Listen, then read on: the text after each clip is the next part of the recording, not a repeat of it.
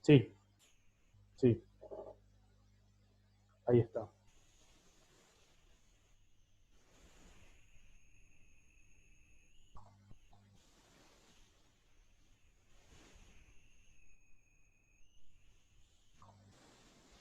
Bueno, vamos a dar comienzo a la actividad. Eh, a modo de presentación, eh, solo quería compartir algunas palabras acerca del objetivo de la organización de las jornadas, del coloquio. Este coloquio está organizado por la Cátedra Teoría de la Historia de la carrera de Historia de la Facultad de Humanidades de la Universidad Nacional de La Plata. Eh, y, digamos, en ese marco la actividad tiene un doble sentido, ¿no? Un sentido más específico que tiene que ver con el aniversario de la obra de José Aricó. En ese sentido, la actividad se propone una especie de homenaje a ese trabajo, digamos, un momento propicio para traer nuevamente ese texto clave de la historia del pensamiento latinoamericano y del marxismo latinoamericano. Eh, pero por otro lado, en el marco de la materia, la idea de armar esta actividad tiene que ver con tomar el texto de José Aricó sobre la relación entre Marx y América Latina para hacernos una pregunta más amplia que excede al libro de Aricó, que excede al marxismo latinoamericano y que tiene que ver con el problema del eurocentrismo en Marx y en el marxismo, ¿no?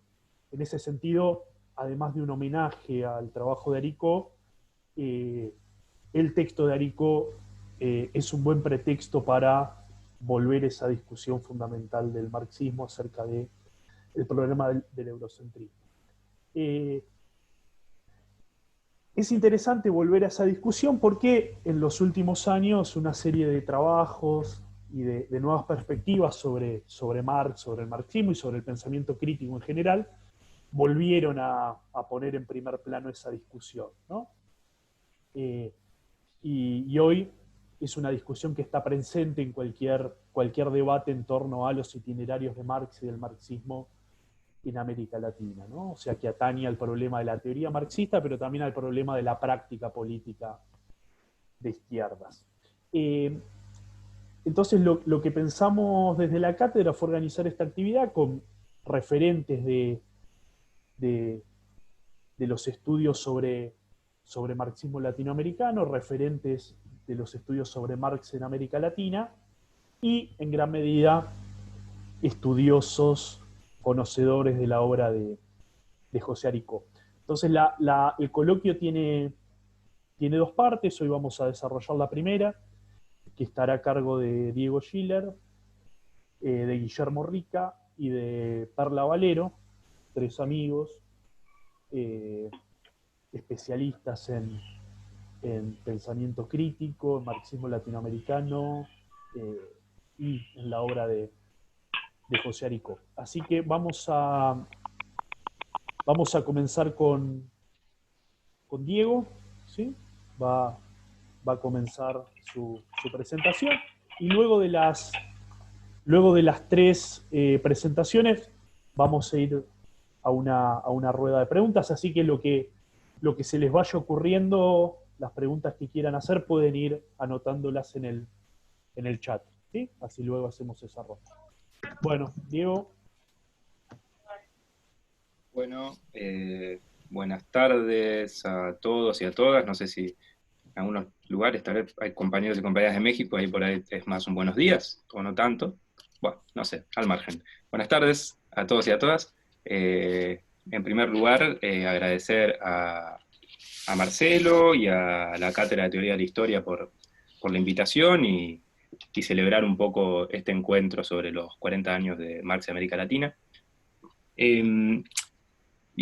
También agradecer que me hayan puesto en la mesa con Perla y con Guillermo, la verdad que un honor compartir con ellos.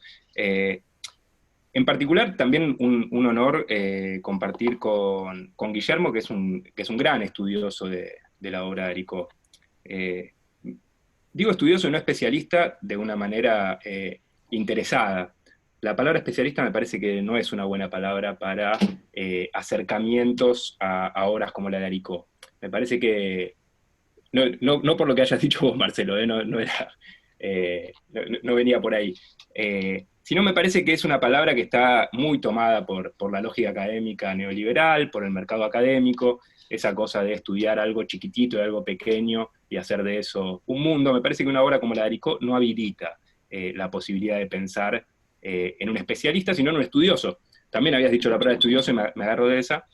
Sobre todo porque Aricó es un personaje que, si me permiten abusar un poquito de la metáfora borgiana, es una especie de Aleph en el mundo del marxismo latinoamericano, es una especie de punto donde se encuentran muchos puntos y que inhabilita la posibilidad de ser un especialista sobre lo que él dijo. O sea, cuando nos acercamos a Aricó, ¿qué tenemos? Tenemos la historia del marxismo en América Latina, tenemos la historia del marxismo a escala planetaria, tenemos la historia del socialismo, y una serie de cuestiones, si nos ponemos en el plano más local argentino, las discusiones entre socialismo y peronismo, es decir, una serie de problemas muy densos que exceden a esa cosa más chiquita y pequeña de la lógica del especialista. Por eso me parece muy acertado el título del último libro de Guillermo Rica, que acaba de salir, y se los recomiendo y lo pueden bajar en línea, que se llama Por el rumor del mundo. Es decir, cuando uno se acerca a Aricó, lo que está haciendo es escuchar el rumor del mundo. Es decir, algo que excede a una parte muy pequeña o algo que uno pueda delimitar demasiado fácilmente. Dicho esto, me pregunto, o me preguntaba cuando Marcelo nos invitó, cómo responder la pregunta que da origen a la mesa, que si no me equivoco ¿es el marxismo un eurocentrismo? Corregime Marcelo si no es así. ¿Cómo responderla sin decir sí o no? Y apagar la cámara e irnos. Sí, el marxismo es un eurocentrismo, listo, nos vamos, no hay nada para indagar. Me parece que una buena forma, porque de algún modo, y esto es lo que quiero plantear, es una pregunta un poco tramposa, ¿no? Justamente por algo que quiero decir ahora. Para no caer en la trampa de la pregunta, habría que definir qué es el eurocentrismo y qué es el marxismo, o qué entendemos por cada uno de esos dos términos, que en este caso conforman un binomio en clave de pregunta o en clave interrogativa, que parecieran de algún modo rechazarse, ¿no? Porque la pregunta está puesta de manera negativa. No es ¿es el marxismo un eurocentrismo? Como sospechando ya de esa relación. En principio, el eurocentrismo no es ni un pensamiento que fue producido en Europa, ni es un pensamiento que tenga a Europa como centro de una indagación. El eurocentrismo es algo más complejo que eso, es algo más profundo. Hay estudios, por lo menos desde comienzos del siglo, que vienen dedicándose a estudiar la problemática del eurocentrismo, que estoy refiriéndome básicamente a la teoría decolonial. El eurocentrismo podríamos definirlo como una ideología. Voy a tomar una definición que a mí me gusta mucho, porque me parece que es muy interesante, y que incluso que es bastante superadora de la teoría decolonial que acabo de mencionar, que es la definición que da Eduardo Brunner sobre eurocentrismo en un libro que este año también cumple años, cumple 10, también tiene un aniversario redondo, y espero que en el futuro también tenga una mesa como esta que le estamos dedicando a Aricó respecto de su libro La oscuridad y las luces, que es al que me estoy refiriendo. ¿Qué dice Eduardo Brunner que es el eurocentrismo en ese libro? Bueno, Eduardo Brunner dice que el eurocentrismo es una particularidad que se erige como totalidad y que al hacerlo invisibiliza a las otras partes. Lo que, de la manera en que lo define, tomando el arsenal teórico del marxismo, pero sobre todo de Marx y sobre todo del Capital, sobre todo del capítulo 1, Brunner lo que dice es, el eurocentrismo es una operación ideológica típicamente fetichista. Es decir, que opera con la misma lógica que el fetichismo de la mercancía. Pero ahí donde Marx había puesto la mercancía, el eurocentrismo pone a Europa como centro. Y lo importante de esto es que no es solamente que pone a Europa como centro, sino que al colocarse como centro, lo que hace es invisibilizar y negar a todas las otras partes. Es decir, que en el conflicto entre universalidad y las partes, o entre el universo y las partes, esa universalidad, que no deja de ser nunca una parte, lo que hace es negar a todas las otras. Eso sería el pensamiento eurocéntrico, no un pensamiento que simplemente nació en Europa o que simplemente tiene Europa como objeto de indagación. Incluso podemos pensar, y la historia del marxismo es una historia que da cuenta de eso, un sinnúmero de pensadores que, habiendo nacido en Europa y habiendo tenido a Europa como objeto de indagación, pensaron críticamente ese mundo eurocéntrico, capitalista, eurocentrado, es decir, que intentaron astillar a ese propio pensamiento por dentro. Un ejemplo canónico es el de Sartre en el prólogo a Los Condenados de la Tierra de Fano. Otro ejemplo canónico es el nombre que nos convoca hoy, que no es solo el de Aricó, sino que también es el de Marx. Es decir, Marx es un pensador que en el centro del sistema mundo capitalista buscó una manera de disolver a Europa como centro de ese mundo del sistema capitalista. La segunda cuestión, o si lo pensamos así, perdón, para responder a la primera, si lo pensamos de esa manera, si lo pensamos con Gruner, podemos decir fácilmente que el marxismo, entonces, o que Marx no es un pensador eurocéntrico, para no llevarlo a los terrenos que ahora sí quería entrar. La segunda pregunta, entonces, es ¿qué es el marxismo? ¿Cómo vamos a definir el marxismo? ¿Qué vamos a entender por marxismo? Bueno, el libro que nos convoca me parece que nos da una pista. El libro que nos convoca, ya sabemos, es Marx y América Latina, y ahí Aricó da una definición, da más de una en realidad, pero hay una que a mí me interesa, y es una definición que es muy de época del libro, del momento en que el libro fue escrito, en que el libro fue pensado, que es una definición que comparte con Oscar del Barco, en esos mismos años, por lo menos, no el del Barco posterior, sino el del Barco de los años 80, o del principio de los años 80, y que la comparte vía Ernst Bloch y vía Althusser, que es la idea de que el marxismo es la forma teórica de las clases explotadas. El marxismo es el modo en que las clases explotadas se piensan a sí mismas a través de los intelectuales orgánicos. Si el marxismo es eso, entonces el marxismo nunca puede ser un dogma y nunca puede ser un sistema cerrado, ni nunca puede ser una filosofía de la historia. En todo caso, el marxismo es algo que va acompañado y que acompaña la lucha de clases, o como diría Althusser, es lucha de clases en el plano teórico, es lucha de clases en la teoría. Y si el marxismo es eso, entonces el marxismo también es una corriente que está hecha, como dice Aricó muy claramente en Marx y América Latina, es una corriente que está hecha de la confrontación entre el pensamiento de Marx y los movimientos históricos que se construyeron en su nombre. Lo que está diciendo Aricó con esto es, bueno, el marxismo, pensado de este modo, es una contrastación o un contraste constante con con la extrema diversidad nacional. Esa es la palabra o la frase que usa Aricó. Si el marxismo es pensado de esta manera, si el marxismo es pensado como un contraste con la extrema diversidad nacional, entonces no hay un solo marxismo, sino lo que hay son los marxismos, o lo que hay es el marxismo como un cuerpo de ideas, no me gusta la palabra por ahí cuerpo de ideas, pero sí como una corriente de pensamiento que es plural, que es diversa, que es heterogénea, que no es igual a sí misma. Y lo que digo es, despejando esta idea de que hay un solo marxismo y ese marxismo es un dogma, o es una filosofía de la historia, o es un cuerpo de ideas cerrados, que es con lo que Aricó está discutiendo en esos años, despejamos un poco la pregunta que convoca la mesa, ¿no? ¿Es el marxismo un eurocentrismo? En principio, ahí lo que decimos es, bueno, ya definimos el eurocentrismo como de una manera más compleja y decimos que el marxismo no es solo marxismo, sino que son los marxismos. El asunto, y es por esto también que Aricó está indagando al marxismo y a Marx como lo indaga, lo hace porque justamente la historia del marxismo fue una historia también fetichizada, es decir, también fue una historia atrapada por el propio fetichismo o la operación del fetichismo de la mercancía. ¿En qué sentido lo digo? En el siguiente. El marxismo también tuvo una parte que se erigió como universal. También tuvo una corriente que apareció a los ojos del mundo como la totalidad del marxismo, relegando a otras posibilidades de pensar el marxismo de manera diferente. Esa versión del marxismo, que es contra la que Aricó discute, es justamente ese marxismo como una filosofía de la historia, que tiene un desarrollo lineal, que tiene un punto de llegada, una especie de adaptación del saber absoluto de Hegel llevado al comunismo.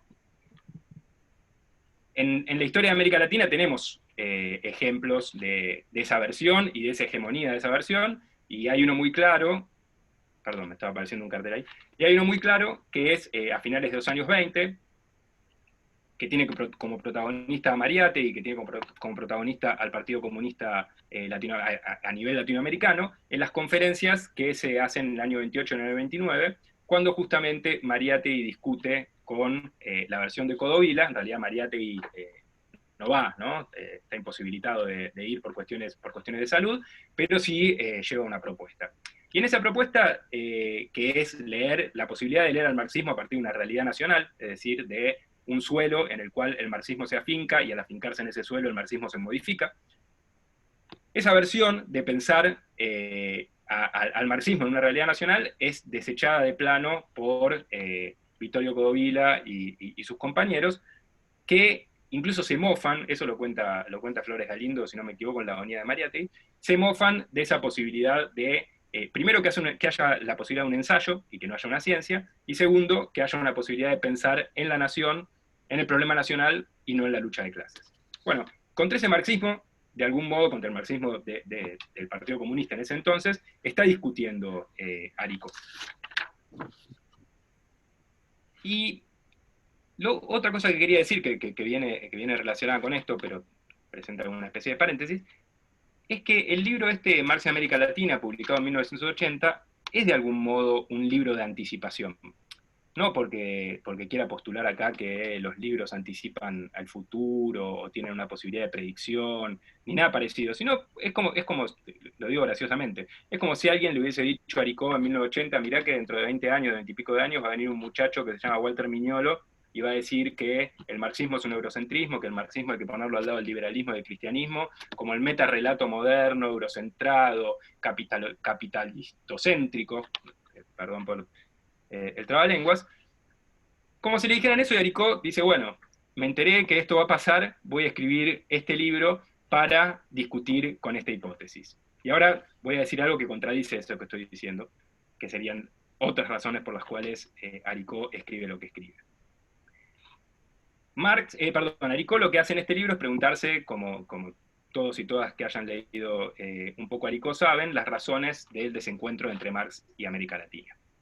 Busca los textos de Marx y lo primero que hace es despejar una idea que Aricó dice que es de sentido común, que es que Marx habría escrito poco sobre América Latina. Que el desencuentro se dio porque Marx directamente ni miró América Latina, no le interesó, y por eso escribió muy poco sobre América Latina. Bueno, Aricó tiene un ejemplo también pasado de una empresa propia, que es el cuaderno 30 de los cuadernos de pasado y presente, dedicado enteramente a las escrituras de Marx y Engels sobre América Latina. Aricó desecha eso, pero desecha eso casi como un dato de color, no es que ese sea el objeto de la indagación o eso es lo que le preocupe fuertemente a Aricó. Aricó en realidad lo que le preocupa es por qué Marx escribió lo que escribió sobre América Latina, básicamente el famoso texto de Marx sobre Bolívar. ¿Por qué Marx analizó y pensó a Bolívar de la manera en que lo pensó? Y quería hacer un paréntesis, ya que me apareces en pantalla, Martín. Esa operación que hace Aricó mostrando que en realidad Marx no había escrito poco sobre América Latina, un poco la hace Martín en su libro Un nuevo marxismo para América Latina respecto de Aricó, tratando de despejar esa idea de que Aricó en realidad fue un emprendedor cultural, intelectual, de proyectos editoriales, etcétera, que habría escrito poco. Bueno, Martín en su libro dice, eso no es tan así. Y no solo en ese libro, sino después cuando compila la antología de Claxo, que es una antología bastante voluminosa, muestra todavía más que efectivamente el problema no era que Aricó había escrito poco, o si ese era un problema, por lo menos desmitificar y despejar esa idea. Pero vuelvo, perdón por el paréntesis. El problema, dice Marx, no es el problema, Aricó dice, no es si Marx escribió mucho o escribió poco, el problema es por qué escribió lo que escribió. Y analizando el texto sobre Bolívar, lo que dice Aricó es que Marx todavía está cooptado, o está atrapado, o está contaminado por una doble herencia de la filosofía hegeliana. Por un lado, la de la dicotomía de los pueblos históricos y los pueblos sin historia, y por el otro lado, la idea de Hegel, que Marx rechaza, la idea de Hegel de que el Estado es el productor de la sociedad civil, de la familia, de las corporaciones, etc. Marx lo que dice es, bueno, no hay posibilidad alguna de que la emancipación provenga desde el Estado, sino que tiene que provenir desde la sociedad civil. Estaba refiriéndome sobre todo al joven Marx, por supuesto que esto en Marx es toda una discusión, nada que digamos puede ser demasiado conclusivo, pero lo digo muy rápidamente atendiendo al tiempo que tenemos. Entonces, tomando esta doble herencia hegeliana, una herencia que lo estaría agarrando, que sería la de la dicotomía de los pueblos históricos y los pueblos sin historia, y otra de la que Marx estaría alejando, pero que todavía un poquito lo cautiva, que es la de negar la posibilidad de que el Estado sea el productor de la sociedad civil, Aricó lo que dice es, Marx tuvo una lectura política, no eurocéntrica, sino una lectura política, o no europeísta, sino una lectura política sobre América Latina. Lo que Marx vio fue, o lo que creyó ver Marx a través de un montón de información que tenía disponible en esa época, fue que la sociedad civil en América Latina era una sociedad irracional, era una sociedad autoritaria, era una sociedad arbitraria y una sociedad absurda. Bueno, la operación que hace Marx ahí es, de esa caracterización de la sociedad civil es llevar esas adjetivaciones y sustantivarlas en la figura de Bolívar. Eso es lo que Aricó se propone indagar. Pero no se propone indagarlo como si eso fuese un mero ejercicio de filología marxista o un problema de historia de las ideas, sino como un problema, como decía recién, como un problema político. Si hay ese desencuentro entre Marx y América Latina, entonces hay una posibilidad de descubrir otro tipo de relación entre el marxismo y América Latina. Es decir, hay otra posibilidad de pensar al marxismo de una manera que no sea dogmática, de una manera que no sea sistemática, es decir, pensado como un sistema cerrado, sino de una manera, también me parece que muy tomado por las lecturas de esos años de Oscar del Balco, Aricó dice un marxismo que sea fragmentario, un marxismo que sea diverso, un marxismo que sea plural, un marxismo que esté basado en los puntos de fuga, en las sendas perdidas, que permitan, esas metáforas son de Aricó, que permitan pensar al marxismo de otro modo. Sobre todo a Marx y al marxismo, pero también al socialismo. En realidad, la pregunta que se está haciendo Aricó es una pregunta política también, porque es una pregunta por la posibilidad de pensar el socialismo en América Latina, de pensar ese desencuentro.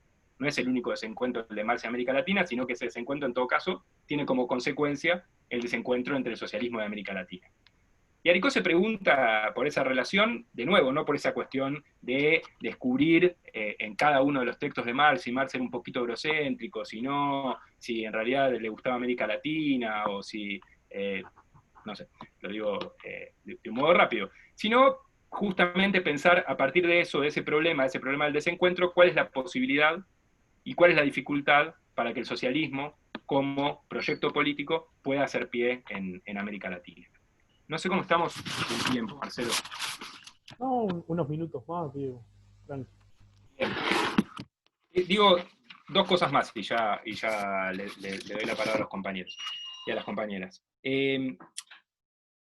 Además de ser, como dije hace un rato, un libro de anticipación, lo decía de un modo cómico igual, tampoco para tomarlo literalmente, el texto o el libro Marx y América Latina, y sobre todo su epílogo, que es del año 82, es decir, que este año no cumple 40, sino 38 años, es también un libro de época. Un libro muy marcado o muy atravesado por las marcas de los años de finales de los 70 y principios de los 80 del siglo pasado, y también en ese sentido es un libro del exilio. Aricó escribe ese libro exiliado en México, después de haber sido invitado a Perú a presentar estas indagaciones, etc. Una época que Aricó entiende como una época que está terminando. Aricó en el epílogo tiene una imagen medio fuerte respecto de esto. Dice, el mundo moderno, tal como lo conocemos, está dejando de ser.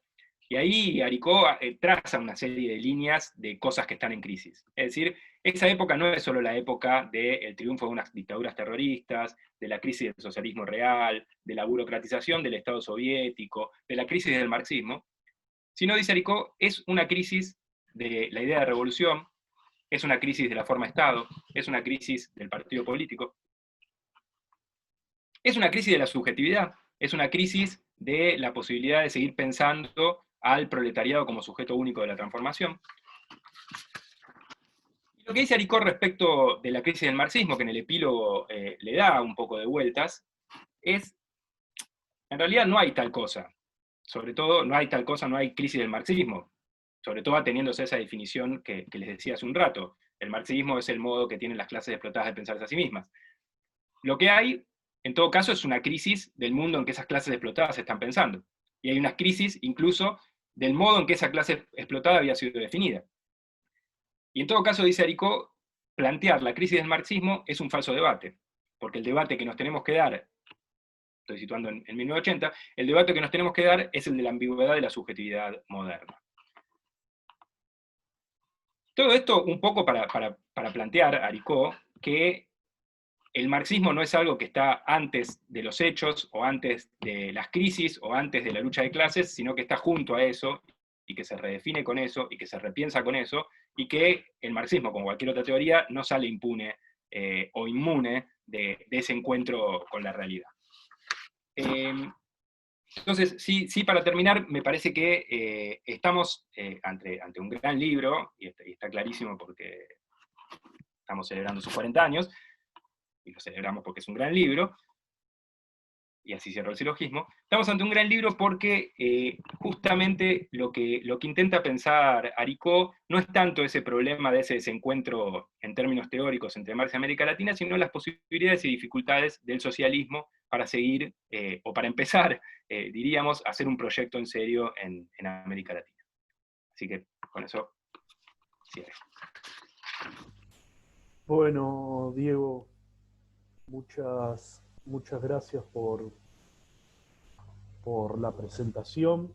Eh, Vamos a darle la palabra a Guillermo Rica, que como bien decía Diego, acaba de publicar hace 2 días, creo, 3 días, eh, un libro sobre Aricó, que ahora vamos a copiar en el chat, que es de descarga libre, así lo pueden, lo pueden bajar, ¿sí? Bueno, Guille. Gracias, Marcelo, por la invitación. Gracias, Diego, también por las palabras muy generosas, digamos, de tu parte.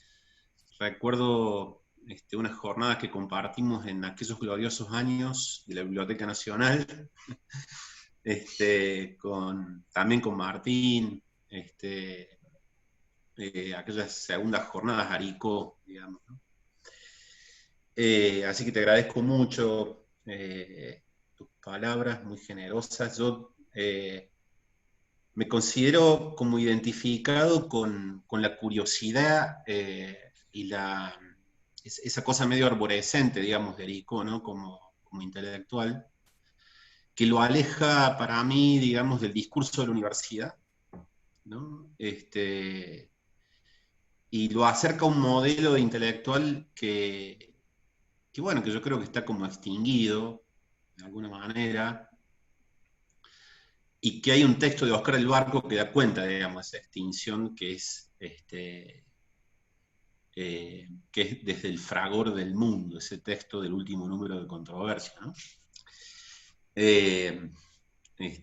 Texto maravilloso, digamos, hermoso texto, digamos, para volver a leer hoy en perspectiva con Marx y América Latina. Yo creo que Marx y América Latina, voy a decir esto a modo así de valoración general de lo que para mí representa ese libro, o sea, Marx y América Latina, el otro Marx, de Oscar del Barco, ¿sí? Y Marx, el recolector de señales, que está en Los asaltantes del cielo de Horacio González, son 3 libros sobre Marx, escritos en el exilio, digamos, por intelectuales argentinos, que para mí, digamos,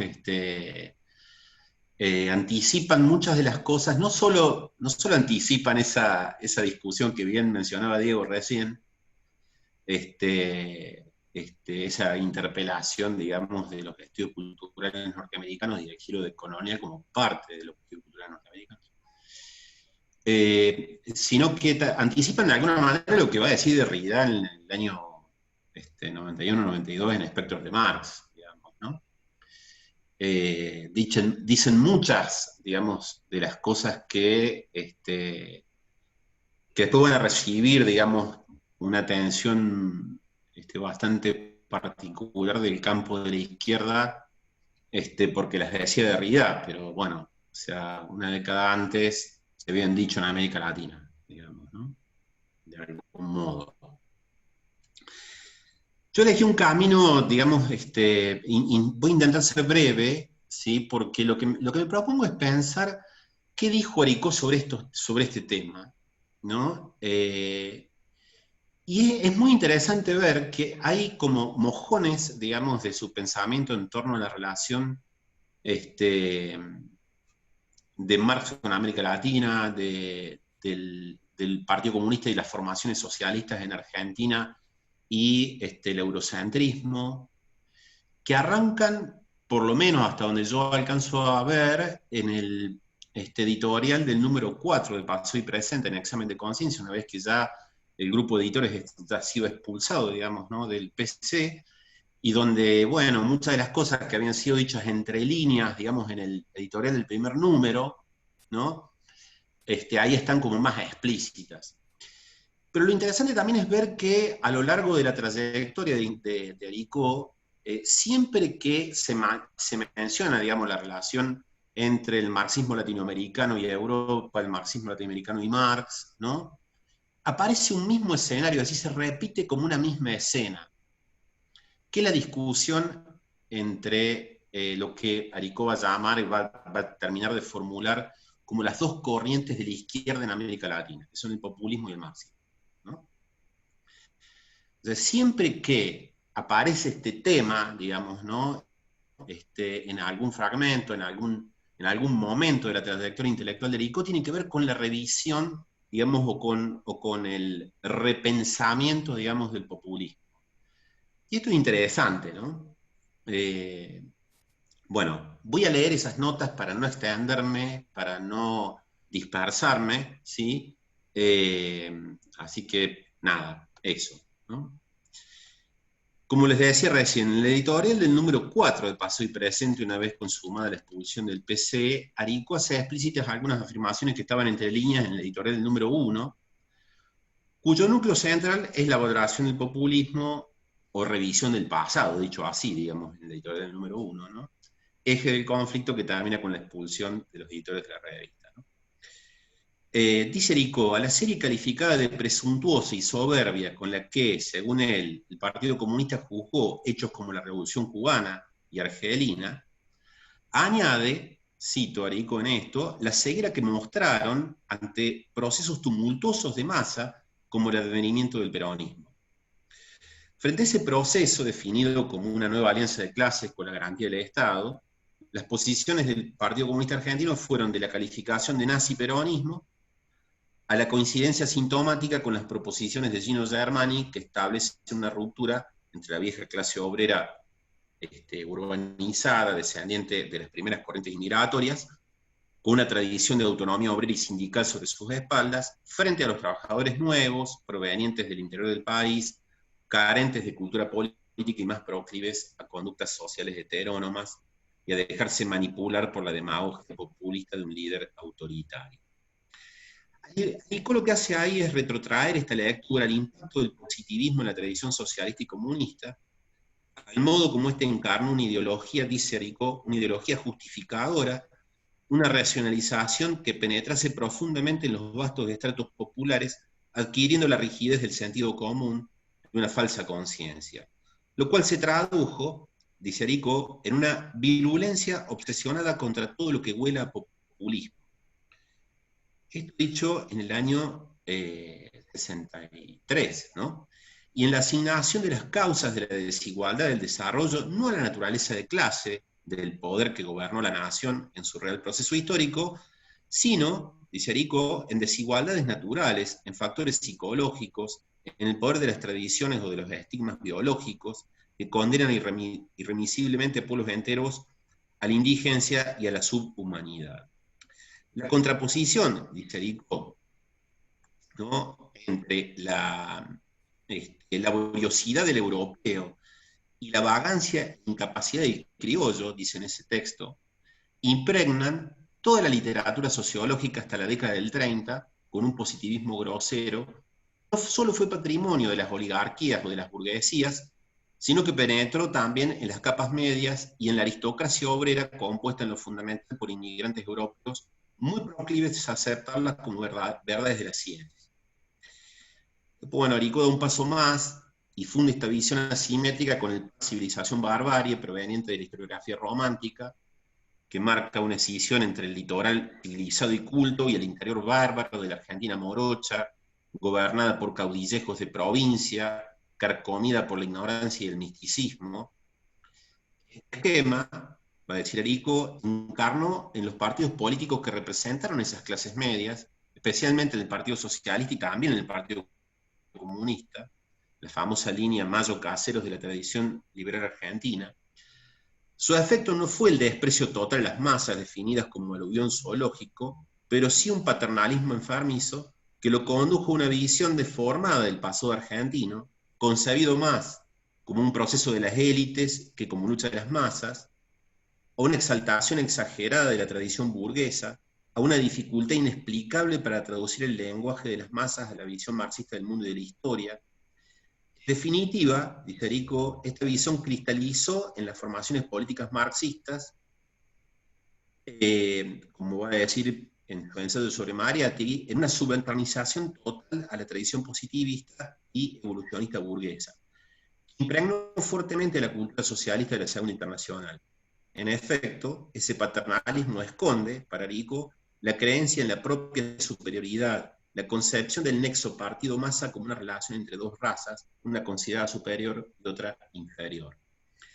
Esta revisión no solo abría una agenda de tareas de traducción crítica para un lenguaje político, el marxismo militante, sino que visualizaba problemas concretos de una epistemología constituida desde un paradigma de colonialidad subalternizante respecto de todo lo no subsumible en sus leyes, ¿no? Bueno, de hecho, una de las claves de la lectura del marxismo-leninismo en el número 66 de Cuadernos de Cultura, que es el órgano oficial, digamos, del Partido Comunista Argentino y que contesta, digamos, a pasado y presente, es el carácter precisamente total de la teoría y ciencia marxista, la excentricidad de cualquier apuesta que, como el marxismo crítico de Arico, apunte a medirse con lo más avanzado de la cultura moderna. Bueno, esto referido al editorial que lleva el título Examen de Conciencia, que es el editorial del número 4 de Pasado y Presente, ¿no? Recién Diego hizo una exposición muy detallada, digamos, del argumento central, digamos, de Marx y América Latina. Digo, yo lo voy a sintetizar, digamos, mucho más, ¿no? Digo, es conocido el argumento de Arico en Marx y América Latina. No es por eurocentrismo que Marx no pudo ver lo que debió haber visto en los movimientos independentistas de América Latina, ya que ya había hecho un giro en su mirada hacia la cuestión colonial, respecto a Irlanda, también respecto al mundo rural ruso. Arico sostiene que en realidad es un prejuicio hegeliano, que es la distinción entre pueblos con historia y pueblos sin historia, a lo cual uno podría decirle, bueno, Pancho, precisamente eso es el eurocentrismo, ¿no? Suponer que hay pueblos que tienen historia y que no. El que le permite, el que le impide, digamos, atribuir vitalidad a los movimientos revolucionarios de Sudamérica, ¿no? Para Arico eso es más bien un prejuicio político, ¿sí?, que está en la raíz del antibonapartismo de Marx, que le impide ver al Estado, digamos, como constructor, como decía recién muy bien Diego, de la sociedad civil, ¿no? O como lo verá después Gramsci, ¿no? O sea, el Estado, digamos, como un agente de un proceso de revolución pasiva. Para mí, ese tipo de lectura, digamos, que hace Arico, digamos, de Marx y América Latina, es una lectura sintomática, protosintomática, podría decirse, que para mí tiene mucho de la marca de Althusser. A mí me parece que Marx y América Latina es quizás un libro más althuseriano que gramsciano, ¿no? Siempre se piensa a Arico asociado con Gramsci. ¿Por qué? Bueno, porque Arico va a decir que este prejuicio de Marx se convirtió en doctrina de la Internacional una vez que se impone el modelo soviético como secuencia universal de todas las revoluciones, lo cual llevará en América Latina a que se separe lo que alguna vez estuvo unido, a saber, ¿no?, hacia el populismo y el marxismo como dos corrientes de la izquierda, desde la década del 20, desde el manifiesto liminar de la Reforma, y la historia que va desde el APRA a la Revolución Cubana. La disputa entre Aya de la Torre y Mariátegui es en este sentido emblemática para Arico.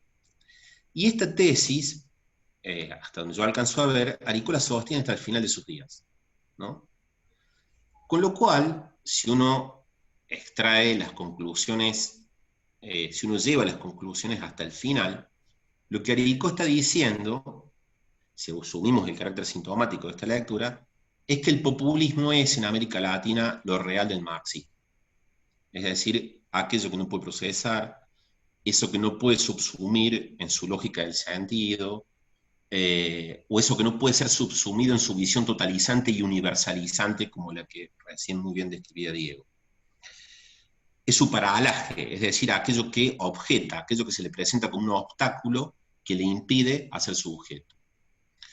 Por supuesto que este desgarro, o este síntoma, atraviesa el propio Arico, o sea, como puede apreciarse, por ejemplo, en el relato de su ingreso a la política, en la entrevista con Carlos Altamirano, que está en el libro de entrevistas, donde cuenta, y él utiliza esta palabra, ¿no? O sea, que su ingreso a la política fue un ingreso trágico, porque en un acto de apoyo, digamos, al movimiento reformista universitario, tuvieron que ver cómo el movimiento ferroviario les rompía el acto, ¿sí?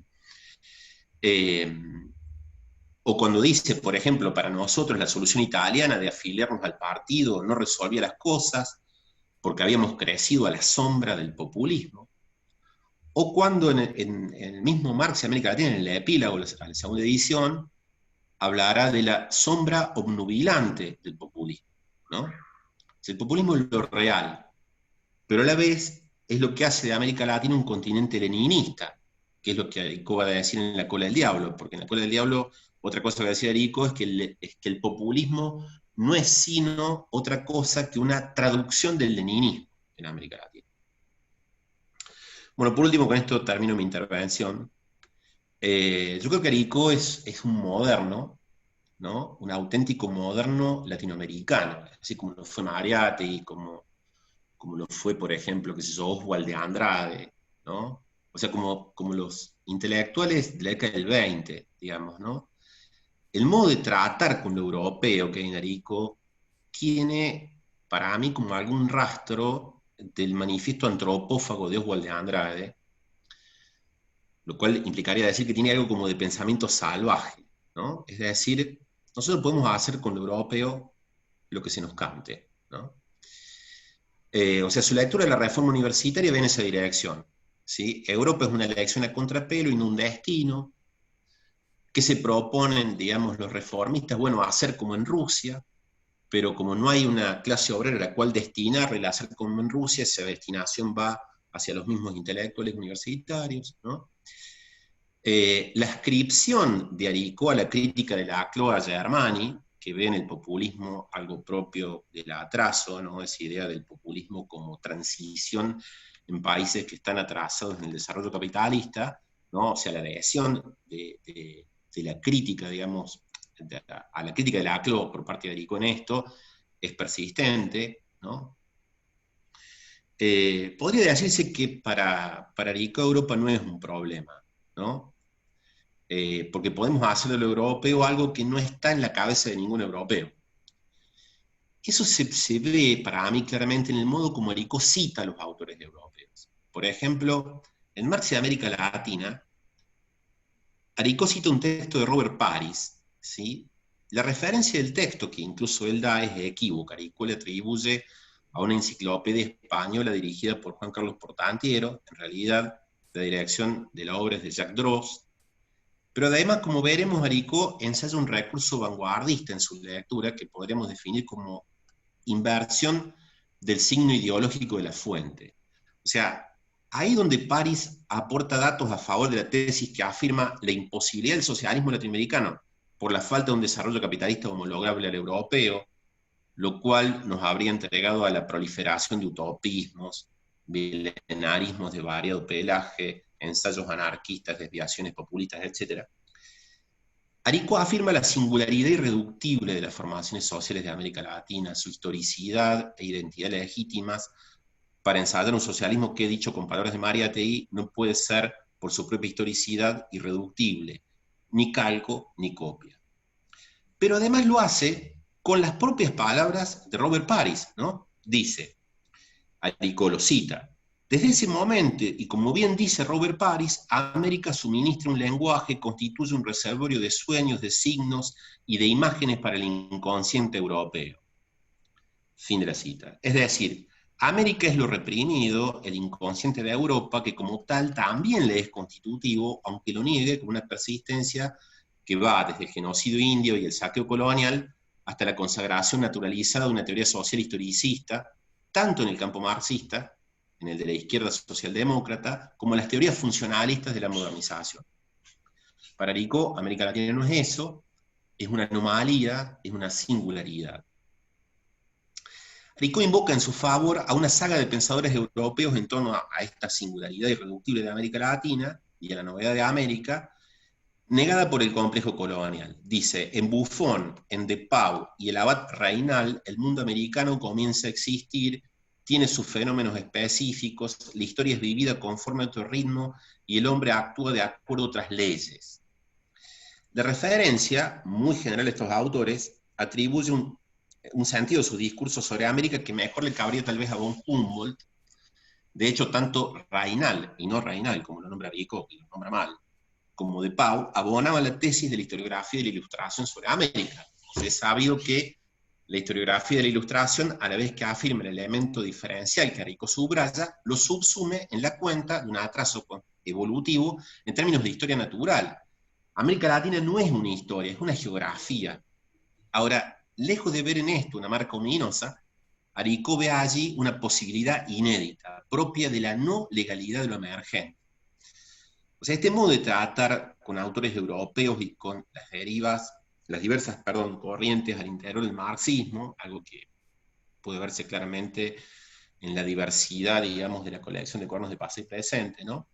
Es su modo de responder al incógnita o el problema de la modernidad latinoamericana. Aricó no es un posmoderno, es decir, no es alguien que piense que podemos desprendernos de Europa como quien se desengancha de una locomotora o se saca un pullover, ¿no? O sea, lo europeo nos constituye, pero no bajo sus leyes, no como Hegel y toda la historia de la Ilustración suponen, ¿no? Aricó utiliza de hecho la figura de lo emergente como aquello no subsumible en una legalidad previa, que es como tratan lo emergente, por ejemplo, Raymond Williams y Stuart Hall, ¿no? Es la idea de un marxismo sin supuestos que piensa desde su propia historicidad. En el caso de Aricó, esa historicidad está marcada por la derrota del movimiento revolucionario, por la presencia del populismo, que en su mirada ha sido una manera de traducir el leninismo, y que es algo que no va a desaparecer así sin más, sin dejar su propia marca, aun cuando reconozca con Octavio Paz, en quizás el último de sus textos publicados en vida, que es 1917 y América Latina, que la herencia de 1917 esté en liquidación, ¿no? Sin embargo, lo que va a decir Aricó en ese texto es que, aunque esté en liquidación, igual hay que heredarla, ¿no? Y esa herencia tiene que ver con recuperar, digamos, una verdad histórica, ¿sí? Y es que la izquierda en América Latina tiene dos corrientes, ¿no? Que son el populismo y el marxismo. Bueno, nada más. Bueno, Guille, muchas gracias por tu exposición. Vamos a pasar a la intervención de Perla Valero. Muchas gracias, Marcelo. Nada más estaba yo aquí apuntando la hora para que no se me pase el tiempo. Y bueno, pues un agradecimiento por la invitación al propio Marcelo, a la Cátedra de Teoría de la Historia, al público que nos acompaña, y también un gusto coincidir con los colegas.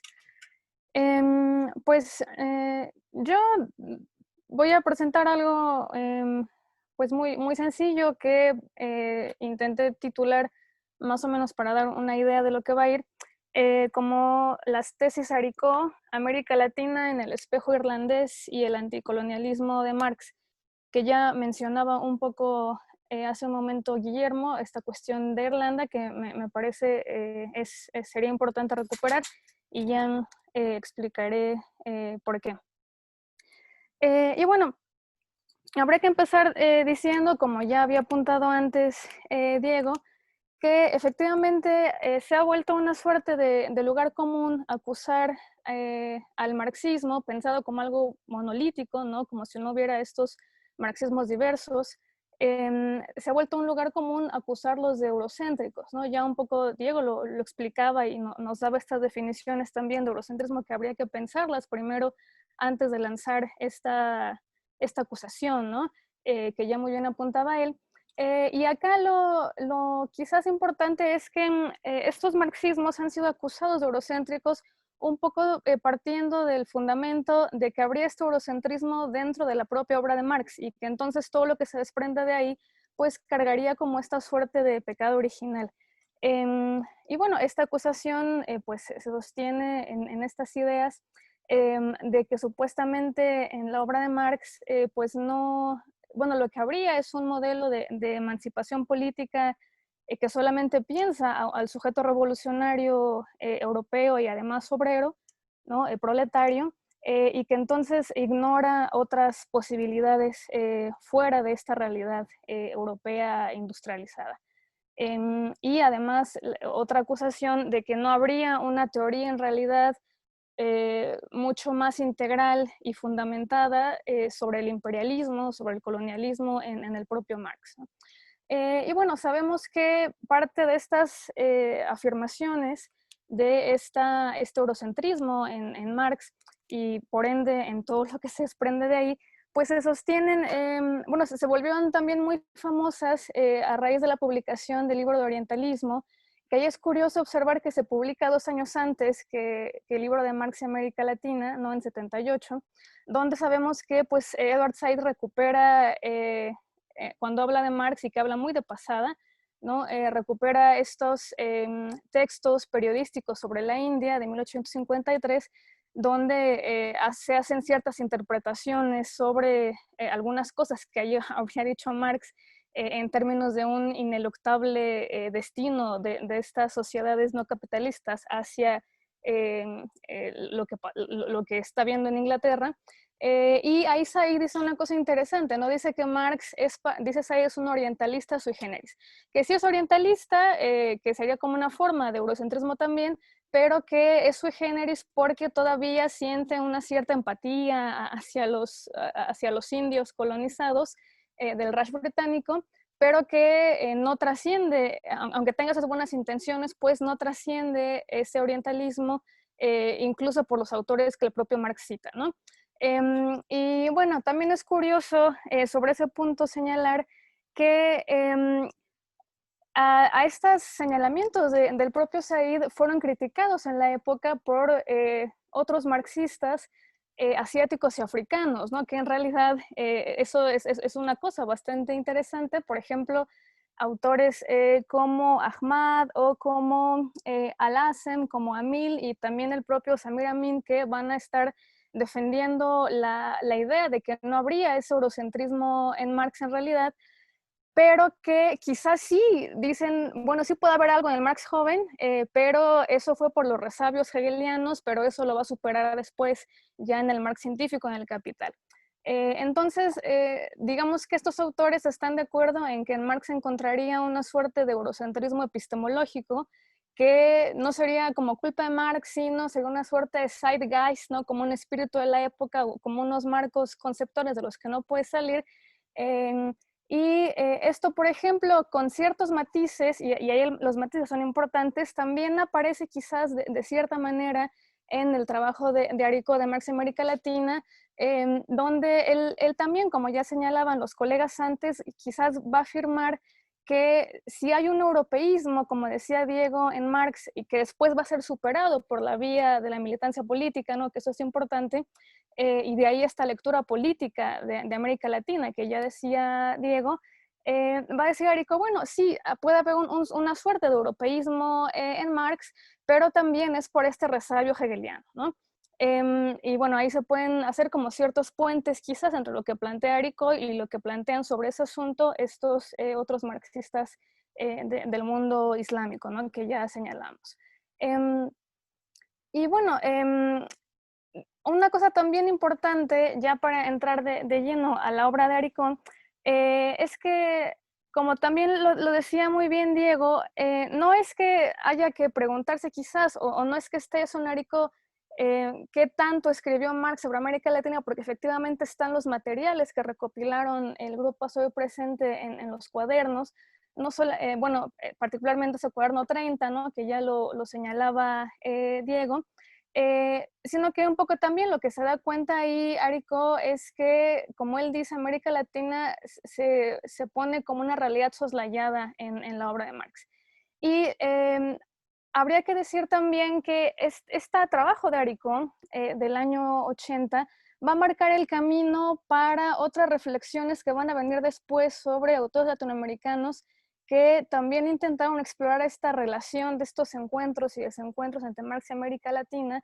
Por ejemplo, el caso de Enrique Dussel, ¿no? Con su trabajo del último Marx, también Armando Bartra, más recientemente con este libro de Marxismo Mundano, que en realidad recopila varios trabajos de Bartra previos, ensayos de Bartra, por mencionar algunos. Y en esos trabajos, pues ya apuntan estos autores que están siguiendo un poco esa senda ya abierta por Aricó y por el grupo Pasado y Presente, que en realidad el interés de Marx sobre las sociedades no occidentales se encontraría hasta el último Marx, el Marx más viejo, con la cuestión de la Comuna Rusa, etc.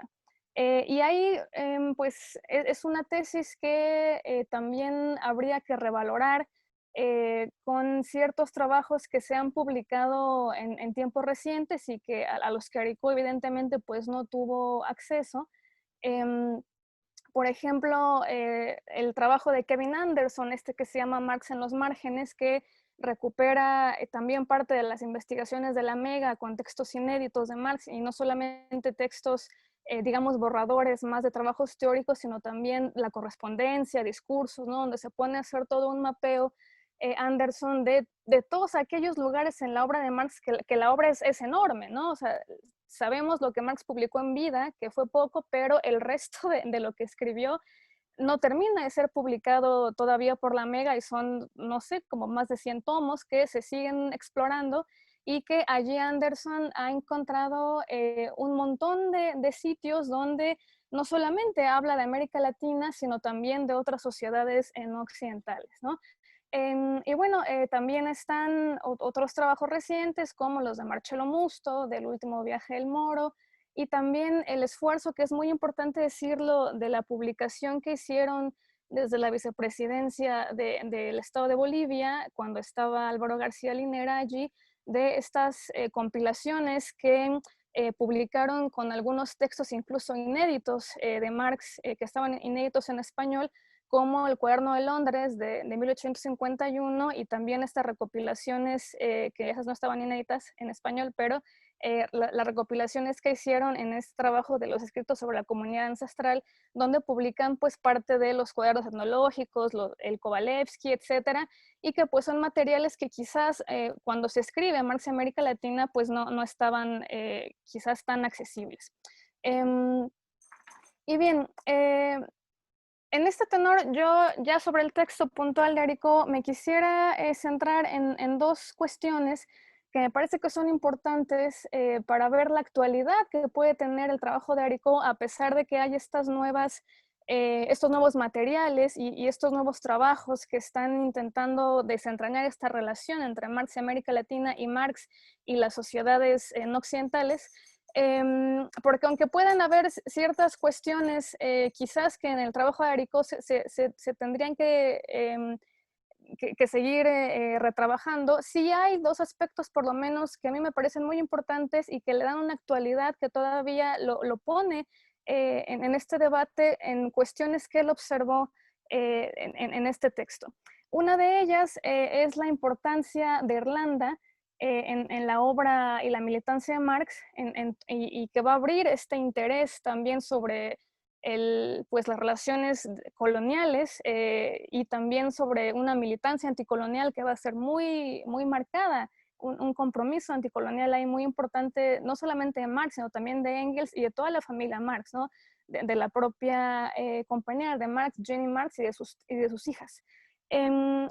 Y también en Aricó aparece esa gran importancia que él observa de la cuestión irlandesa, y yo creo que se podría observar ahí lo que propone Aricó respecto a Irlanda como una suerte de espejo para mirar los procesos de colonialismo en América Latina, y no solamente en América Latina, sino en otros lugares que también quizás quedan soslayados en la obra de Marx.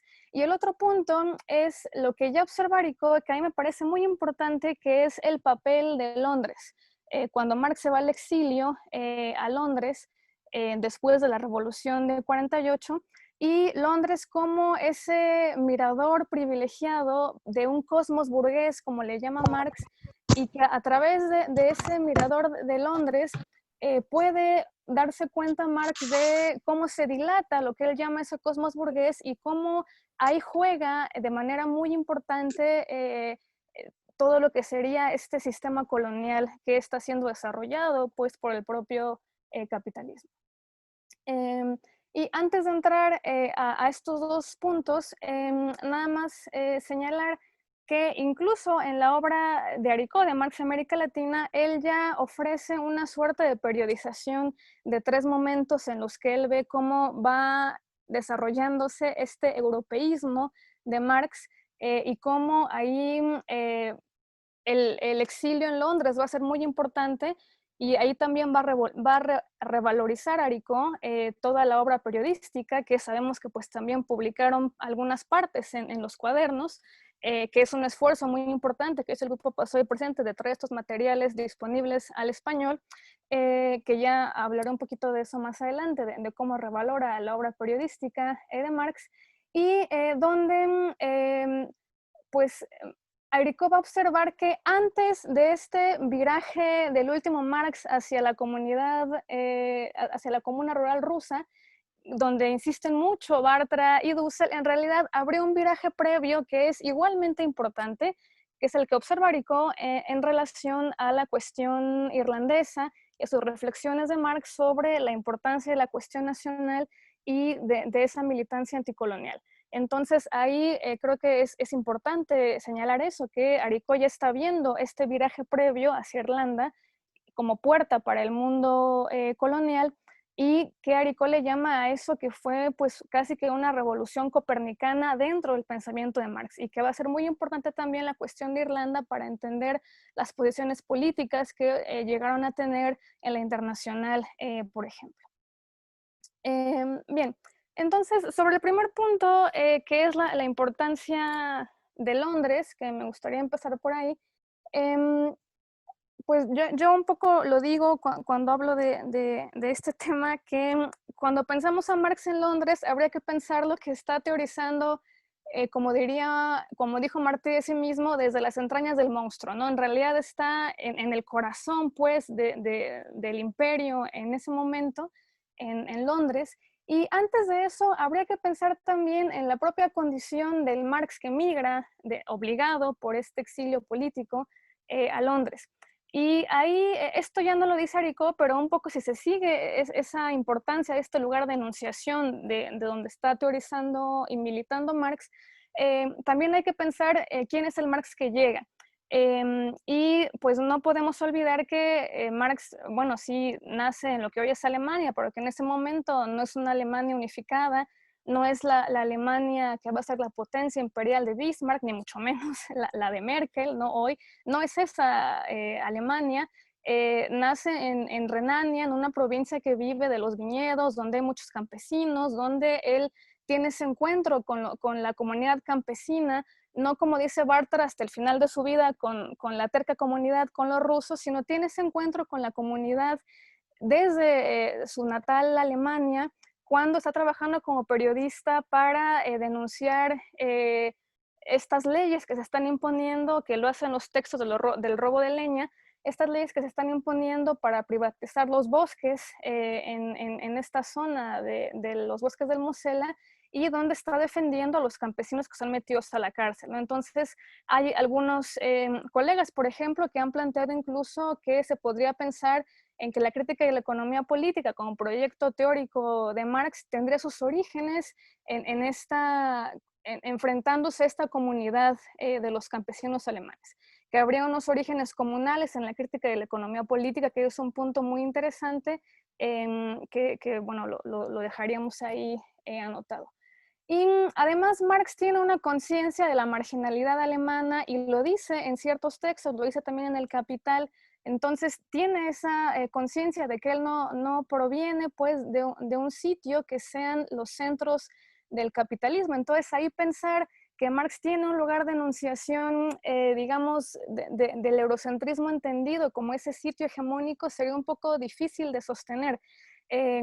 Además, pues el Marx que tiene que emigrar a Londres junto con su familia, pues es un judío renegado, no es un judío converso renegado, es un migrante, es moreno, le decían el moro, que no sabe hablar bien inglés, que siempre tiene ese acento alemán, que es un migrante, pues a lo mejor si lo pensáramos según Marx hoy, podríamos hablar quizás de un migrante latinoamericano, no sé, en Nueva York, ¿no? Que además no consigue trabajo, que llega a instalarse en los barrios marginales, donde viven los obreros. Entonces, ahí me parece que hablar de un eurocentrismo, cuando realmente vemos las condiciones desde las que está teorizando Marx y toda ese bagaje que trae y esos marcadores también culturales con los que llega a las entrañas del imperio, pues también matizarían esos lugares comunes de que hay un eurocentrismo como se entiende de manera muy tradicional y como ya nos explicaba muy bien Diego al principio, en el propio Marx. Y además llega en un momento clave, ¿no? Que eso sí, ya lo ve Arico. Marx llega empezando la década del 50 a Londres, donde el propio Arico, citando textos de Marx, dice, bueno, llega cuando hay una expansión, del capitalismo, no por nada empezando esa década, cuando Marx llega a Londres, es cuando, por ejemplo, un Hobsbawm va a decir que empieza la era del capital. Entonces, no solamente es un sitio privilegiado donde un migrante marginal está teorizando y viendo ese funcionamiento de este cosmos burgués, sino que también es un momento muy importante que el propio Marx le va a llamar a ese siglo XIX, esa mitad del siglo XIX, como un segundo siglo XVI por esta expansión del capitalismo a través precisamente de estas experiencias coloniales, que ese es un punto muy importante. Y bien, ahí Arico también dice que en su libro de Marx en América Latina, que entonces habría que revalorar, y a mí me parece muy importante eso que señala, que hay que revalorar el trabajo periodístico de Marx, que es visto por cierta parte de la academia como un trabajo circunstancial, como escritos que pues, tuvo que hacer para no morirse de hambre, ¿no? de sobrevivencia. Y dice Arico, no, en realidad tendríamos que leerlos a la par de su obra teórica mayor, como los Grundrisse o como el propio Capital, porque lo está escribiendo a la par.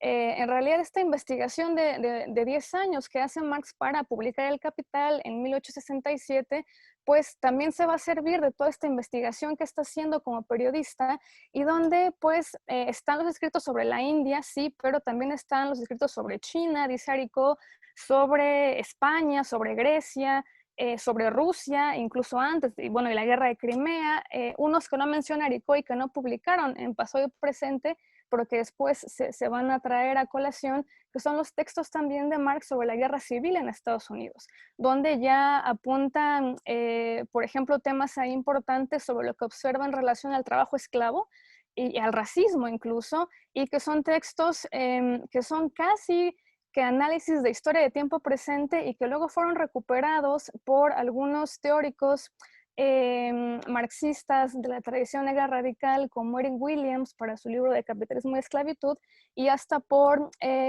Du Bois para su trabajo de la reconstrucción negra en América, donde un poco abrevan del propio análisis que está haciendo Marx de la guerra civil en Estados Unidos y también de las implicaciones que tuvo eso en la guerra con México antes, y un poco lo que Marx está planteando ahí, de ver esa guerra no como un conflicto entre proteccionistas y librecambistas, sino como un enfrentamiento entre el trabajo libre y el trabajo esclavo, en un Estados Unidos que tanto el norte como el sur son capitalistas. Y es muy interesante estas relaciones también entre raza y clase, esta dialéctica pues que ella está planteando en esos textos, por ejemplo. Y que para pensar América Latina, a mí me parecen también que son muy importantes, aunque está hablando de Estados Unidos, pues esos enfrentamientos entre el trabajo libre y el trabajo esclavo, pues los vamos a encontrar también en el resto del continente. Y bueno, en este corpus de textos periodísticos que Aricó revaloriza, y eso me parece muy importante, pues están también pues, los textos precisamente sobre Irlanda. Donde habría que decir, ahí también otra conexión, es que en estos textos sobre Estados Unidos también ya, decía yo, apunta Marx cierta dialéctica de la raza y la clase, y también apunta ciertas cuestiones sobre el racismo que después va a recuperar, o bueno, va a observar también cuando está hablando de Irlanda, del problema de los irlandeses cuando tienen que emigrar como trabajadores ya desposeídos a Inglaterra, y cómo sufren también cierta discriminación por parte de los propios obreros ingleses.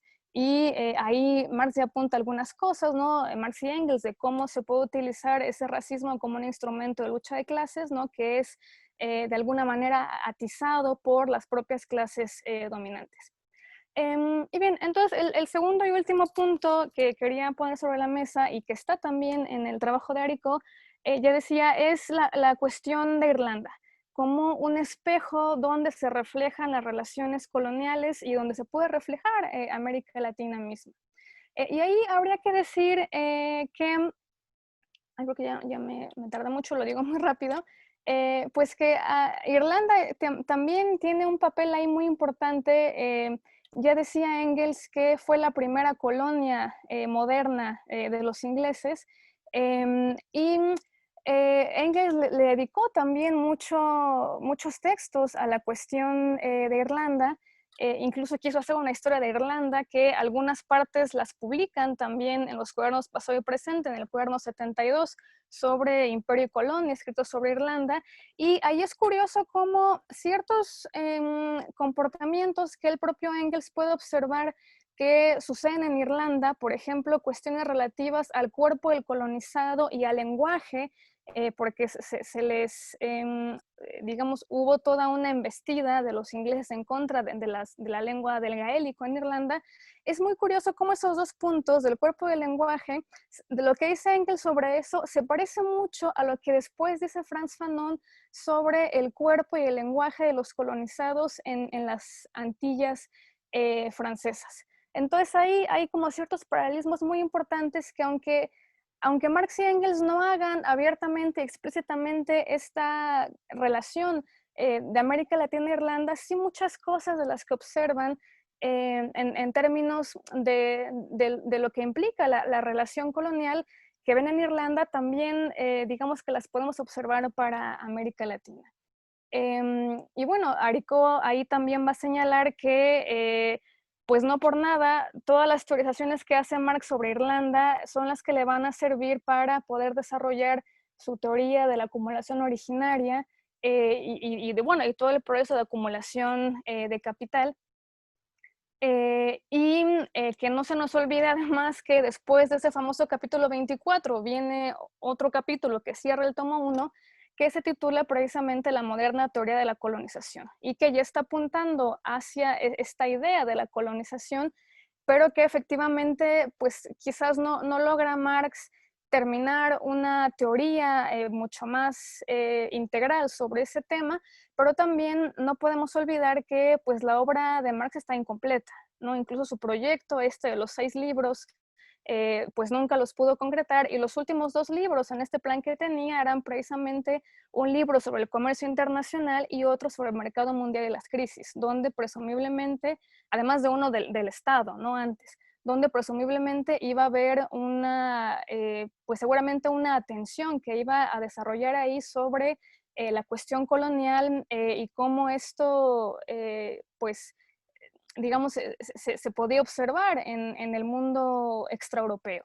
y que eso también hace que comprendamos cómo desarrolla este interés Marx, y eso también lo ve Aricó después de la cuestión irlandesa, hacia irse a estudiar con mucho más ahínco estas sociedades no occidentales, y eso lo sabemos por las glosas que dejó, donde sí hay glosas sobre América Latina, que un poco son las que se publicaron también por la vicepresidencia del Estado de Bolivia en estos últimos años. Y bien, me gustaría cerrar solamente señalando que esta relación entre, bueno, esta Irlanda como un espejo donde se puede reflejar América Latina y el mundo colonial, es muy curioso que también la vieron los contemporáneos de Marx.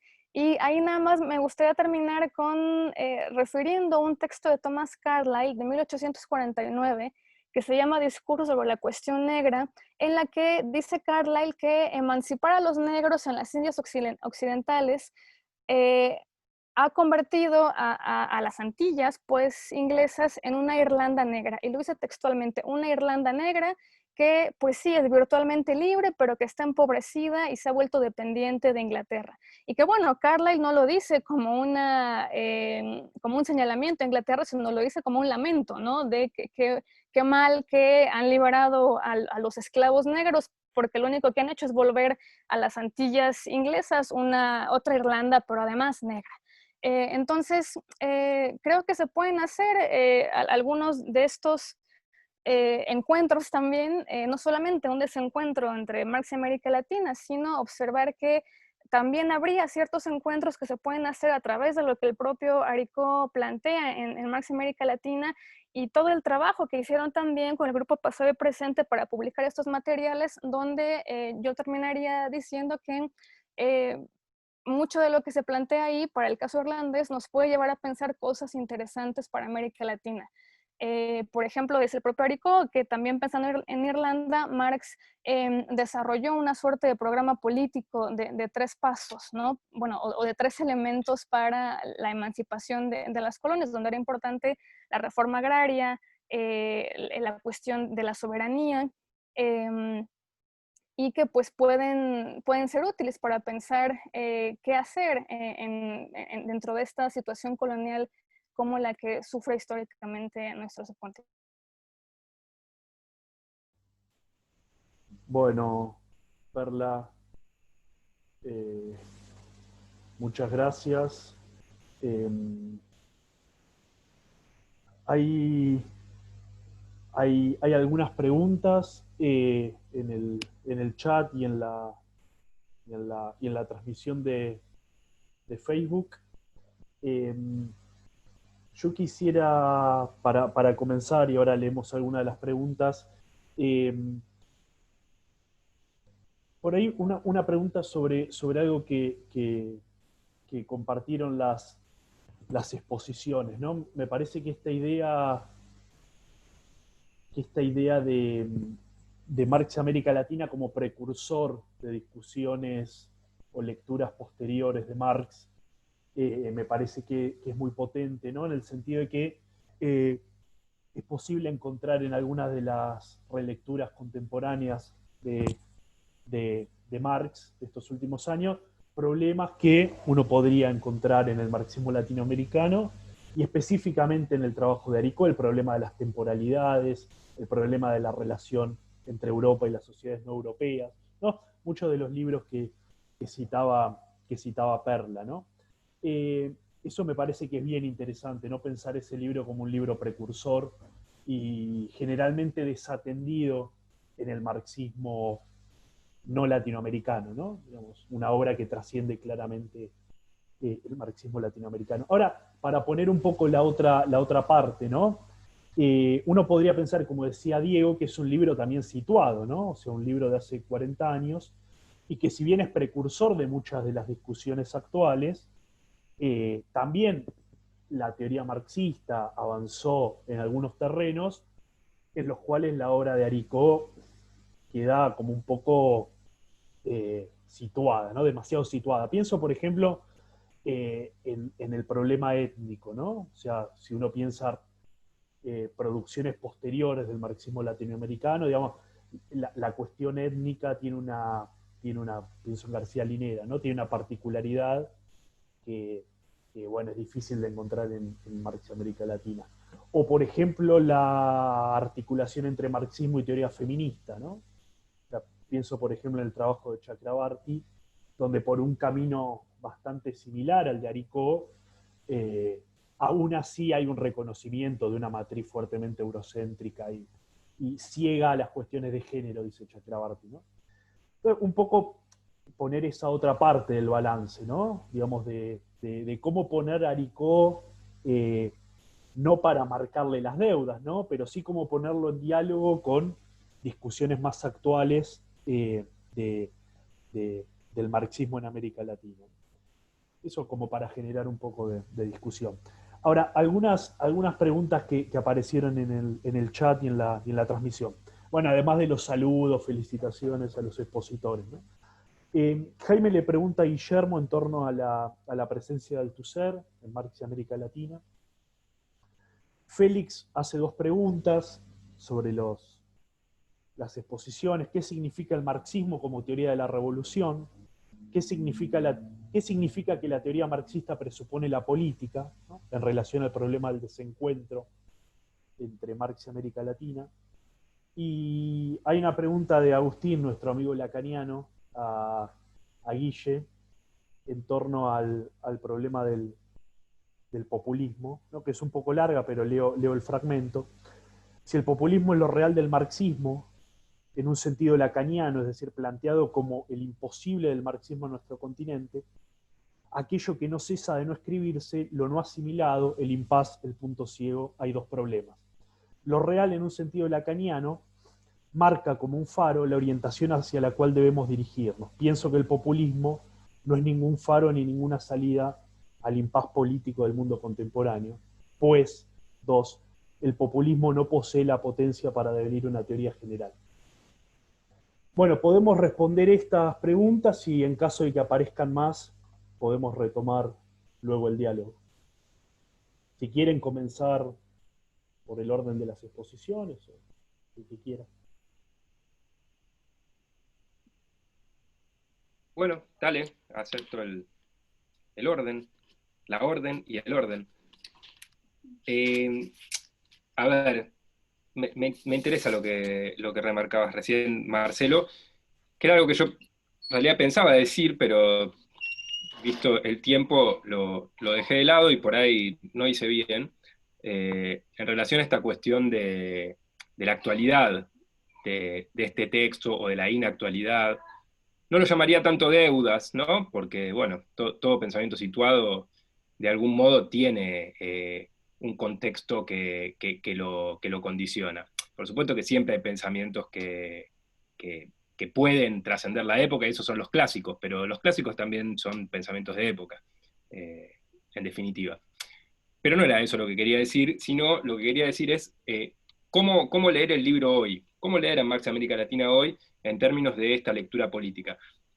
Cuando releí el libro para esta exposición, que hace un tiempo no lo leía, me encontré con una lectura distinta, o por lo menos hice una lectura distinta de la que había hecho hace unos años, que incluso me lleva a reformular también el modo en que por ahí leía a otros autores muy cercanos a Aricó, autores que compartían el exilio con el propio Aricó. Me refiero muy particularmente a René Zavaleta.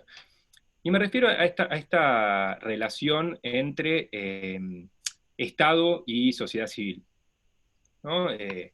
Lo que plantea Aricó en su lectura de cómo Marx leyó América Latina es que Marx no pudo ver que en América Latina se había dado un proceso inverso al que se había dado en Europa, en esa relación de la producción entre el Estado y la sociedad civil. Que si en Europa habían sido los pueblos y las naciones las que habían construido sus estados, en América Latina eso se había dado de un modo inverso, sobre todo en el periodo de las guerras independentistas. Es decir, que habían sido los estados quienes, mal que mal, habían intentado construir sus naciones, sus pueblos, etc.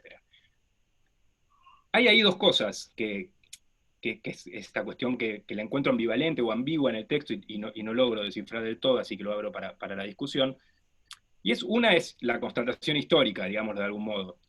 No quiero ponerla en términos asépticos, no quiero decir que la constatación histórica no sea una teoría, pero sí la constatación histórica de que en América Latina efectivamente sí fueron los estados los que produjeron las naciones.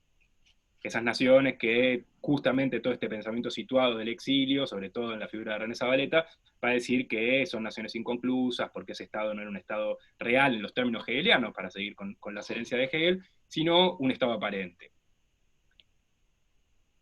Está esa constatación y esa es la crítica, de algún modo, la crítica política que Aricó le estaría haciendo a Marx, ¿no? Bueno, vos no pudiste ver que ese proceso estaba sucediendo. Y la lectura, estoy siendo un poco confuso, pero lo estoy pensando un poco en el aire.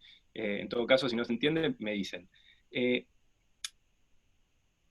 Lo que yo pensaba hace un tiempo era que lo que Aricó estaba proponiendo de algún modo, y lo que estaba proponiendo de algún modo también Zavaleta, era pensar la posibilidad de que, dada esa singularidad respecto de una supuesta normalidad europea, dada esa singularidad, en América Latina había que indagar otras vías de la emancipación, y esas vías de la emancipación tenían que ver con la construcción de un Estado que pueda construir la nación, ¿no? Un Estado que no...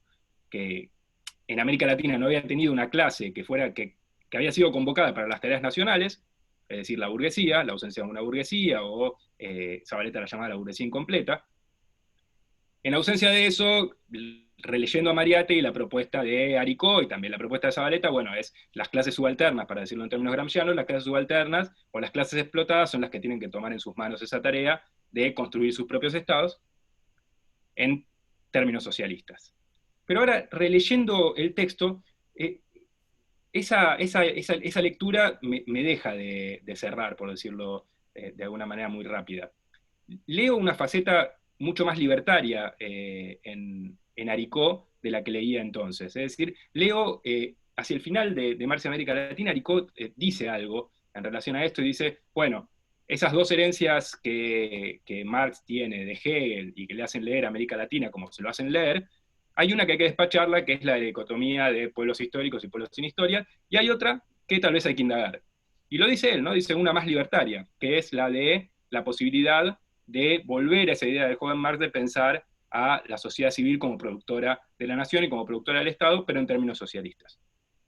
Y en ese sentido me parece todavía, si es que es como estoy pensando, pero no lo sé, es todavía más situado ese texto, es decir, es todavía más inactual, pero bueno, eso ya tiene que ver con una interrelación teórica y política, y me parece que pensarlo así tiene sus compañías, es decir, lo digo mejor, cuando Aricó estaba diciendo esto que yo estoy diciendo que dice Aricó, Portantiero y de Ípola estaban escribiendo esa dicotomía entre lo nacional estatal y lo nacional popular, poniéndose del lugar de lo nacional popular. Y Zavaleta, cuando escribía ese texto, que es los 4 conceptos de la democracia, separaba el cuarto concepto de los otros 3. Los 3 primeros conceptos o movimientos de la democracia eran movimientos del Estado, y del capitalismo el cuarto movimiento era un movimiento contra el Estado y contra el capitalismo.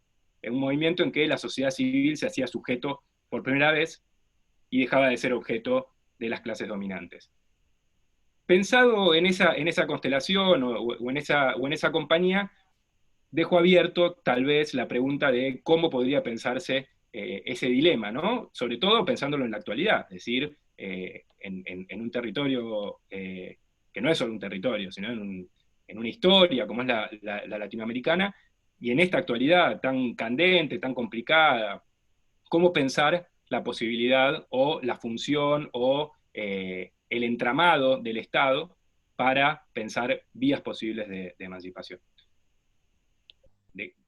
Digo eso nomás. Diego, buenísimo.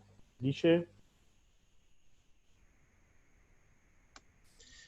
Si te parece, voy a responder la pregunta de Jaime y la de Agustín, porque, digamos, acuerdo básicamente con todo lo que acaba de decir Diego, no tengo mucho que agregar a eso. Me parece que él tiene una gran erudición además sobre esa temática. Y nada, o sea, acuerdo en general, tanto con tu intervención como con la respuesta de Diego, digamos, no tendría mucho que agregar al respecto. Tal vez algo en relación con el tema de la democracia de Aricó, pero que es otro tema. En realidad, la idea de que Marx en América Latina es un texto donde hay una presencia del Althusser es algo que le leí o le escuché a Marcelo en alguna parte, digamos. O es algo que mantuvimos en alguna conversación y que a mí me funcionó, digamos, como una clave de relectura, digamos, en algún momento de ese texto. Porque si vos te pones a ver, Jaime, por ejemplo, está toda la cuestión de los giros ahí, ¿no? O sea que hay un giro de Marx hacia la cuestión colonial, ¿no? Hay un cambio de mirada, que es algo parecido, digamos, ¿no? A esta idea de que hay una ruptura epistemológica, digamos, ¿no? Una ruptura entre un Marx y otro. Bueno, eso está como de alguna manera presente, hay como un cierto eco de eso. No sé si incluso Jericó es consciente de eso. Sí me parece que la lectura del antibonapartismo, digamos, ¿no? De Marx está leído en clave sintomática, y de cómo eso, digamos, se convierte también, digamos, en un síntoma de la internacional, o sea, en algo que le impide ver, digamos, ¿no? ¿Sí? Algo que impide ver realidades, ¿sí? Algo que funciona como velo, ¿no? ¿Sí? Pues eso me parece que está muy presente, digamos, en el texto. Respecto a la pregunta de Agustín, en primer lugar, que el populismo no es la recepción del leninismo, lo que dice Arico, que es polémico, ¿no? Yo no sé si estoy totalmente de acuerdo, lo que dice Arico es que es una traducción, ¿no? Y en eso lo que dice Arico es que Haya, digamos, que es el fundador, digamos, de un partido leninista de alcances continentales, ¿sí? Que sería el APRA, ¿no? El APRA sería una traducción del leninismo, digamos, ¿no? Entonces, lo dice en La cola del diablo, lo dice Arico eso, ¿no? Es una traducción, y como toda traducción, digamos, tiene, digamos, un elemento que podríamos llamar equivalente y un elemento que podríamos llamar inadecuado, intraducible, ¿no? No simbolizable, digamos, no convergente, ¿no? No convergente. Que lo real marque un rumbo, no sé, o sea, lo marca en la dimensión del síntoma. El síntoma es importante, ¿no? Quizás de lo que se trataría en esta lectura, por ejemplo, ¿qué diría Jorge Alemán, digamos, ¿no?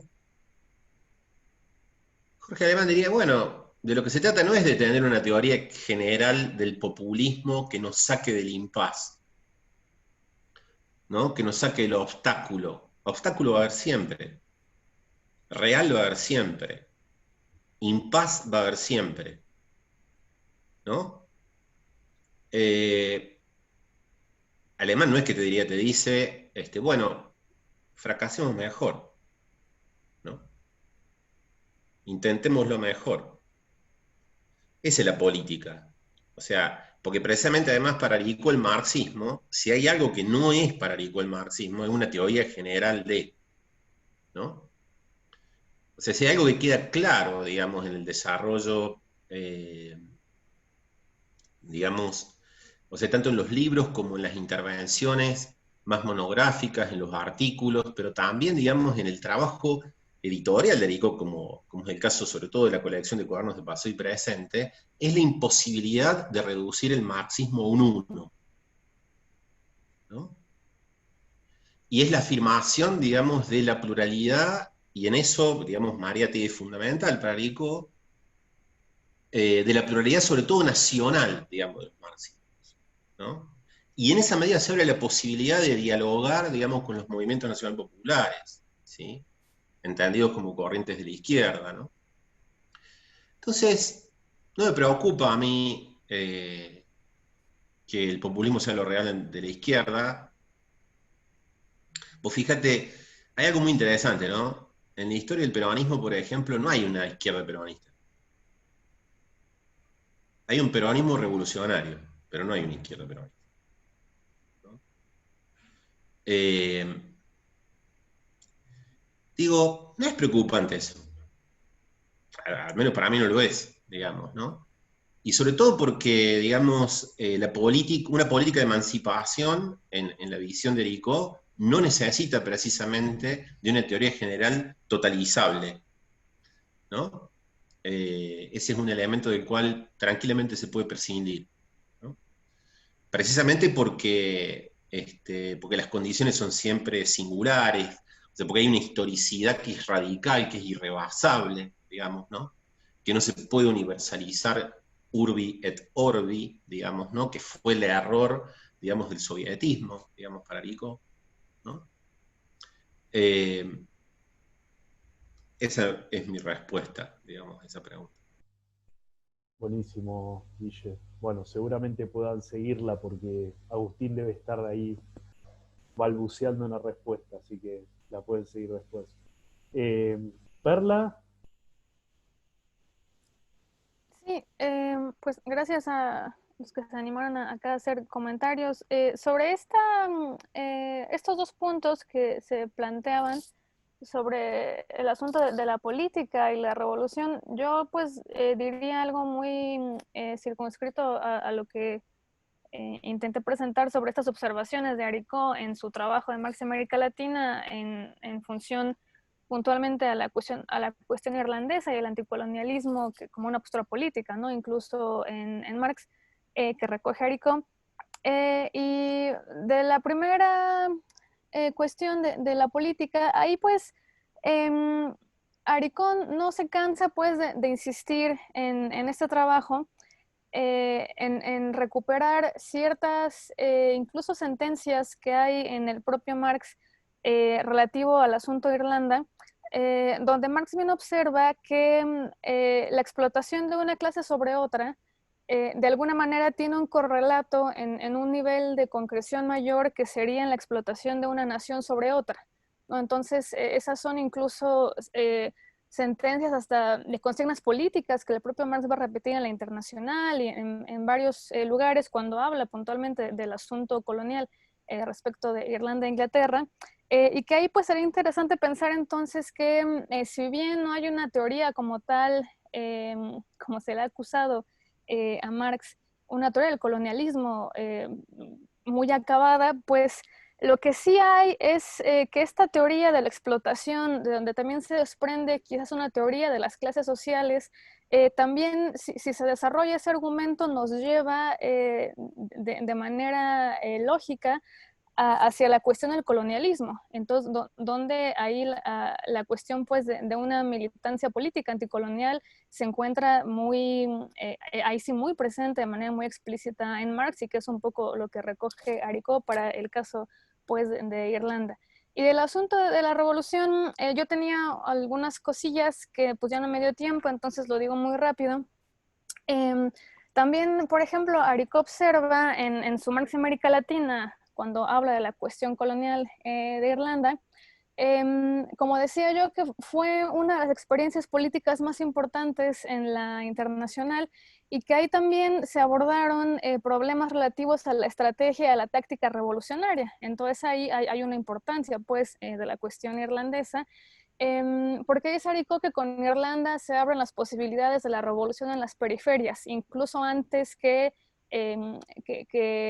con la cuestión rusa, ¿no? Antes que las discusiones con Veras Azul y ¿no? etcétera, y con los populistas rusos, pues que antes con la cuestión irlandesa ya se está pensando este asunto, y no solamente en la mente de Marx, ¿no? Sino se está planteando en la Internacional. Es un poco lo que recoge ahí Aricó. Y también en otros sitios que Marx tiene interés de sociedades extraeuropeas, por ejemplo el caso de China, que ahí también lo recoge Aricó y que es interesante. Cuando en algunos textos periodísticos, por ejemplo sobre China, que recoge Aricó, donde Marx se da cuenta que el colonialismo inglés en China, refiriéndose puntualmente a las guerras del opio y a las implicaciones que tuvo las guerras del opio en China, Marx observa cómo han desestabilizado las relaciones comunitarias y que han provocado además una, y dice Marx, formidable revolución, refiriéndose a la revolución de los Taiping, que va a ocurrir por ahí de la década de 1860, y donde Marx además ya se empieza a preguntar cuáles serían las los ecos que va a tener la revolución en China, en Inglaterra y en Europa. Entonces, donde ya está observando pues esta relación de que pueda haber pues sí, unas implicaciones de la revolución en la periferia y que no necesariamente la revolución tendría que empezar por los centros. Entonces, por ejemplo, eso ya parece que lo está pensando. Este texto de China es pues de la década del 60, o sea, ya está pensando eso no solamente para el caso de China, sino también para el caso de Irlanda, mucho antes de toda la cuestión de la comuna rusa del último Brexit. Y bueno, yo diría solamente eso. Gracias. Bueno, Perla, muchas gracias. Bueno, les agradecemos a Diego, a Guillermo, a Perla, las exposiciones, también a quienes asistieron, hicieron preguntas y comentarios. Y bueno, damos por terminada entonces esta primera jornada del coloquio y les recordamos que mañana volvemos con la segunda parte, con otros expositores también muy interesantes. Y bueno, para los que están viendo se pueden conectar con el mismo enlace y también se puede seguir la transmisión por la página de Facebook. Bueno, muchas gracias.